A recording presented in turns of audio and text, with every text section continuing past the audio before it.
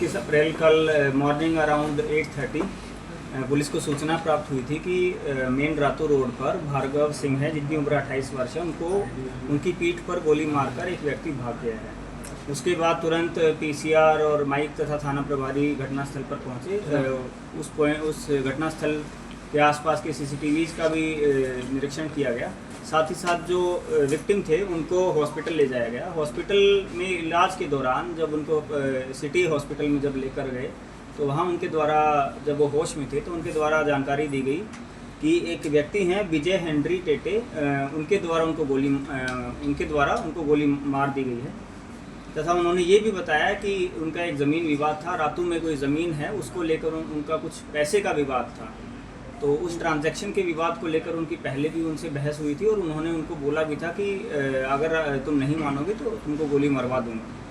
तो उसी के पश्चात उनको टर्शियरी ट्रीटमेंट के लिए फिर यहाँ से पारस हॉस्पिटल में रेफ़र कर दिया गया, जहाँ इलाज के क्रम में उनकी मृत्यु हो गई। तो जब उनकी मृत्यु हुई तो उससे पहले जब पुलिस ने बयान ले लिया था तो मेन एक्यूज जो था, सिंस वो काफ़ी गंभीर हालत में थे और उनके डेथ से पहले एज अ डाइंग डिक्लेरेशन उन्होंने विजय हेनरी टेटे का नाम दिया था।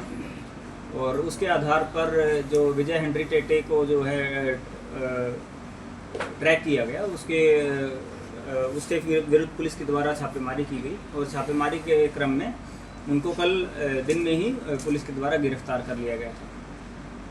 उसके पश्चात क्या हुआ, उसके पश्चात ऐसे वरीय पुलिस अधीक्षक महोदय के निर्देशन में एक एसआईटी टीम का गठन किया गया, जिसमें जो एसआईटी टीम को जो हेड कर रहे थे वो सहायक पुलिस अधीक्षक कोतवाली निखिल राय उसको हेड कर रहे थे। और इनके द्वारा आगे जब सीसीटीवी की जांच करवाई गई, जो लोग हैं, जो शूटर है उसने जो रास्ता फॉलो किया था, वहाँ अलग अलग लोगों के बयान लिए गए। तो और लोगों ने फिर खुलकर लोग सामने आए, लोगों ने बताया कि जो मेन एक्यूज जो है, जो मेन शूटर जो है, उसकी पहचान की गई। और पहचान करने के पश्चात कल शाम से ही लगातार मल्टीपल टीम्स के द्वारा अलग अलग जगह पर छापेमारी की गई। उसी क्रम में ये चीज़ सामने आई कि वो झारखंड से भागकर बक्सर बिहार जाने की फिराक में हैं और उनको कल आज अर्ली मॉर्निंग नेवरी गोल चक्कर के पास जो बस स्टैंड है वहाँ से उनको डिटेन किया गया, उनको फिर वहाँ से अरेस्ट किया गया।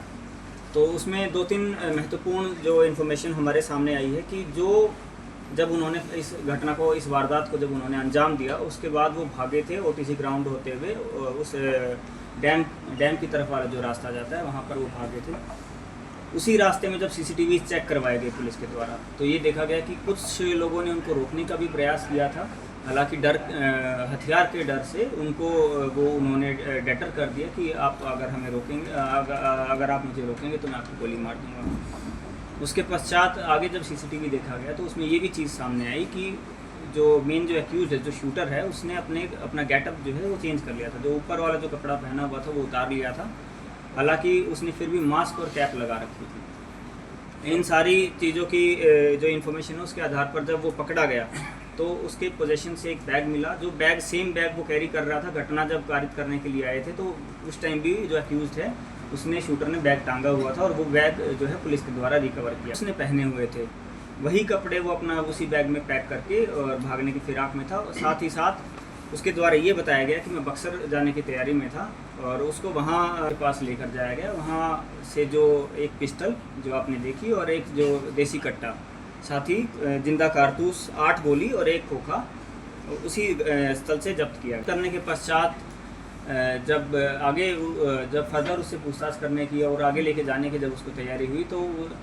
उसे लगा कि वो भाग सकता है और उसने फोर्सफुली हमारे जो एएसआई हैं उनकी पिस्टल छीनने का प्रयास किया, पिस्टल छीनी और उसके बाद वो भागने लगा। भागने के क्रम में उनको रोका गया। रोकने के लिए उनको जब बोला गया तो उन्होंने 2 राउंड जो है फायर भी किए पुलिस के ऊपर। पुलिस की जो टीम है उसमें जवाबी कार्रवाई में पुलिस के द्वारा भी टोटल 5 राउंड फायर किए गए और उसमें जो है उनको पैर में जो है इंजरी हुई है, बुलेट शॉट इंजरी। जो शूटर है उनको बुलेट शॉट इंजरीज हुई हैं 2 जगह और उसके बाद टर्शियरी ट्रीटमेंट के लिए और बेहतर इलाज के लिए उनको वहाँ से एम्बुलेंस बुलाकर रिम्स में रेफ़र कर दिया गया है और वो खतरे से बाहर है। बैकग्राउंड सर क्या था इस शूटर का? जो ये शूटर है, आप इनका नाम है सत्यम पाठक। ये काफ़ी केसेस में इन्वॉल्व रह चुके हैं। ये 2014 से ये एक्टिव हैं। 2014 इनफैक्ट 2012 से एक्टिव हैं ये। 2012 में कोतवाली थाना कांड संख्या जो पंडरा एरिया में ही उस टाइम जो पड़ता था, घटना स्थल उसका पंडरा एरिया में ही था और ये पंडरा के ही रहने वाले हैं। उस टाइम ये आर्म्स एक्ट के केस में, अटेम्प्ट टू मर्डर के केस में जेल जा चुके हैं पहले 2012 में। उसके पश्चात 2014 में अरगोड़ा थाना अंतर्गत एक आर्म्स एक्ट के केस में ही, आर्म्स एक्ट और मर्डर के केस में पहले फिर से जेल जा चुके हैं। उस टाइम कोई एक शक्ति सिंह हत्याकांड हुआ था, उस वारदात को इनके द्वारा अंजाम दिया गया था और उसमें भी ये एज अ मेन शूटर ये इन्वॉल्व थे। उसके पश्चात 2024 में एक काफ़ी वार्ड पार्षद थे वेद प्रकाश, उनका जो बहुचर्चित हत्याकांड हुआ था, उस वारदात में भी जो मेन शूटर का जो रोल जो था वो भी इनका ही था और उसमें भी इनको गिरफ्तार करके पुलिस के द्वारा जेल भेज दिया। जो है पूछताछ अभी जारी है। चूँकि जैसे इनको अरेस्ट किया गया, अरेस्ट करने के बाद इन्होंने बताया कि मेरे पास वेपन्स हैं। वेपन्स के लिए फिर इनको जो रिकवरी के जब लेके जाया गया तो इन्होंने ये घटना खारिज करने का दोबारा से प्रयास किया, तो इनको हॉस्पिटल में रेफ़र कर दिया गया है। और रेफ़र करने के बाद हमारी टीम जब जांच के लिए पहुंची तो अभी उसमें पूछताछ में थोड़ा हमें समय लगेगा। और हालांकि ये चीज़ की पुष्टि हुई है, इन्होंने स्वीकार भी किया है कि मैंने उसे गोली मारी है। उसने अपने ये अपराध को स्वीकार कर लिया है। इसमें जो ट्रांजैक्शन की या जो आप लोगों के सवाल होंगे कि कितने पैसे में जो हुआ है, कितने पैसे में नहीं हुआ है, उसके बारे में प्रिलिमिनरी एविडेंस आ रहा है कि इनकी चूँकि जो सत्यम पाठक है वो भी इस कारोबार में, ज़मीन के कारोबार में इन्वॉल्व होना चाहते थे और वो किसी न किसी तरह से इन्वॉल्व होने के जब भी एंट्री करने का जो प्रयास करते थे तो उनके साथ जो विक्टिम जो हैं भार्गव सिंह, उनके साथ उनकी हल्की फुल्की कहासुनी पहले भी हुई थी। तो हो सकता है कि विजय हेनरी टेटे और सत्यम पाठक ने मिलकर इस कॉन्स्पिरेसी करने के पश्चात इस घटना को खारिज करवाया और फर्दर जो इन्वेस्टिगेशन जो पुलिस के द्वारा किया जा रहा है उसके बाद आप लोगों को जब नए तथ्य सामने आएंगे आप लोगों को उसके बारे में जानकारी दी जाएगी। टेटे भी ज़मीन कारोबारी हैं और वो जो विक्टिम जो थे भार्गव सिंह वो भी ज़मीन का ही कारोबार करते थे और इनका जो एक प्राइवेट ट्रांजैक्शन था जिसके बीच में उनके बीच में विवाद हुआ। एक और चीज़ सामने है कि इन दोनों में से किसी ने भी पुलिस को सूचित नहीं किया कि हमारा ऐसे झगड़ा चल रहा है। अगर पुलिस को टाइमली सूचित करते तो पुलिस उसमें प्रिवेंटिव एक्शन अपने स्तर से लेती।